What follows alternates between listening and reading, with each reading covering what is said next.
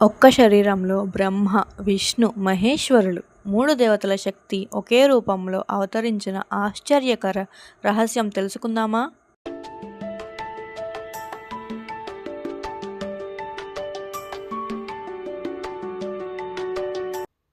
నమస్కారం దత్తభక్తులారా! మన ధార్మిక సాంప్రదాయంలో ఒక దేవుడు ఉన్నారు. ఆయన జన్మరహస్యం ప్రపంచానికే ఆశ్చర్యం. పవిత్రతకి తల వంచి త్రిమూర్తులే శిశువులుగా మారి పుట్టిన దైవం. సృష్టి, స్థితి, లయ ఈ 3 శక్తులు ఒకే రూపంలో అవతరించిన మహాతత్వం. అవధూత గురువు, జ్ఞానరూపం, కరుణామూర్తి ఆయనే దత్తాత్రేయ స్వామి.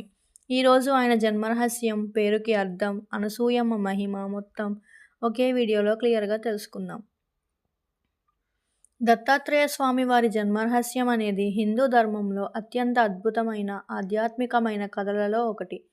ఆయన గురించి మాట్లాడితే మొదట గుర్తు చేసుకోవాల్సింది అత్రి మహర్షిని, ఆయన భార్య అయిన అనసూయాదేవిని. ఈ ఇద్దరి తపస్సు, ధర్మం, పవిత్రతలకు ప్రతిరూపాలు. అనసూయాదేవి గారి పతివ్రత మహిమ దేవలోకానికి చేరింది. ఆమె పవిత్రత గురించి సమస్త మునులు, దేవతలు మాట్లాడుకుండేవారు. అనసూయాదేవి శక్తి ఎంత ప్రబలమో తెలుసుకోవడానికి త్రిమూర్తులకే ఆసక్తి కలిగింది.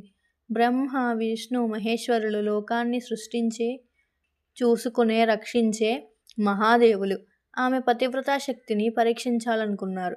ఒకరోజు వారు యోగిల వేషంలో అత్రి మహర్షి ఆశ్రమానికి వెళ్ళారు.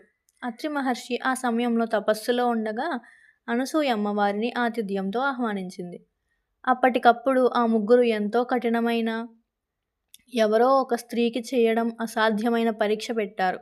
వారు ఇలా అన్నారు: మాకు అన్నం పెట్టాలి, కానీ నగ్నంగా పెట్టాలి. ఆ మాటలు విన్న వెంటనే ఎవరైనా శాంతి కోల్పోయేవారు.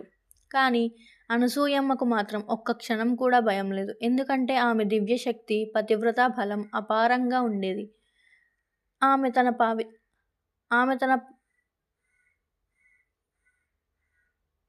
తన పతివ్రతా శక్తిని ఉపయోగించి త్రిమూర్తులందరినీ చిన్న శిశువులుగా మార్చేసింది. శిశువుల రూపంలో మారిన బ్రహ్మ, విష్ణు, శివలకు ప్రేమతో భోజనం పెట్టింది. తల్లి స్నేహం, పవిత్రత ముందు త్రిమూర్తులకే అణుకుపోయే పరిస్థితి వచ్చింది. కొంతసేపటి తర్వాత అత్రి మహర్షి తపస్సు ముగించి వచ్చినప్పుడు వారి ముందు 3 శిశువులు కనిపించాయి. మహర్షి తన యోగశక్తితో అవి త్రిమూర్తులేనని గ్రహించి అనసూయమ్మని ప్రశంసించాడు. త్రిమూర్తులు తమ అసలు రూపానికి వచ్చి దంపతుల పవిత్ర శక్తికి నమస్కరించారు. దీంతో వారు ఒక దివ్య వరం ఇచ్చారు: మేము ముగ్గురం ఒకే శరీరంలో అవతరిస్తాం, మీ ఇంటే పుత్రునిగా జన్మిస్తాం. అలా పుట్టినవారే దత్త మరియు దత్తాత్రేయ స్వామి.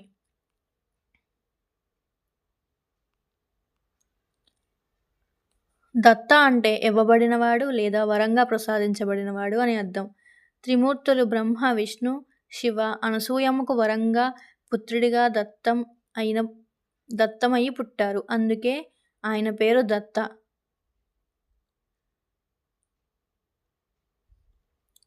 ఆత్రేయ అంటే అత్రి మహర్షికి చెందినవాడు అని అర్థం. అత్రి మహర్షి అనసూయాదేవి కుమారుడు కావడంతో ఆయనను ఆత్రేయ అని పిలుస్తారు.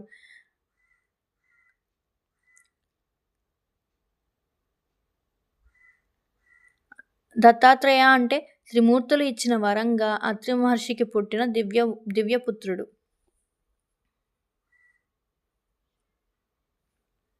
దత్తాత్రేయ స్వామిలో 3 దైవతత్వాలు ఉన్నాయి: సృష్టిశక్తి బ్రహ్మ, స్థితిశక్తి మహావిష్ణు, లయశక్తి పరమశివుడు.